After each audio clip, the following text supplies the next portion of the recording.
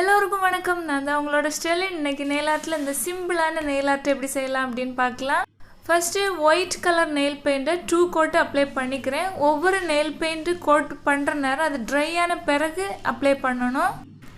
Nail paint ட்ரையான பிறகு உங்களுக்கு விருப்பமான கலர்ஸை ஒரு தீக்குச்சி நான் எடுத்துருக்கிறேன். அதை வச்சு சும்மா ஒரு ஷேப்புக்கு ஓகேவா, அது சர்க்கிளாக இருக்கணும் அப்படின்னு கிடையாது, சும்மா அப்படி தேய்ச்சி வைங்க.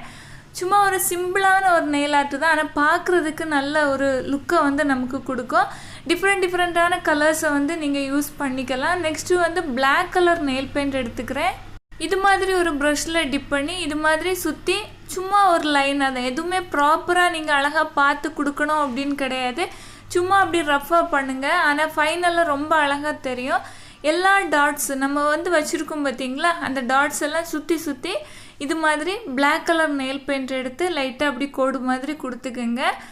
நெக்ஸ்ட்டு பார்த்திங்கன்னா இது ஃபுல்லாக கோடாக கொடுத்ததுக்கப்புறமா நெயில் பெயிண்ட்டை பிளாக் கலர் நெயில் பெயிண்ட்டை எடுத்து டாட்டாக வைக்கணும். ஓகேவா, அந்த ஒயிட் கலர் ஸ்பேஸ் எங்கெல்லாம் இருக்கோ அதில் எல்லாம் அப்படி சும்மா டாட்டாக வைங்க.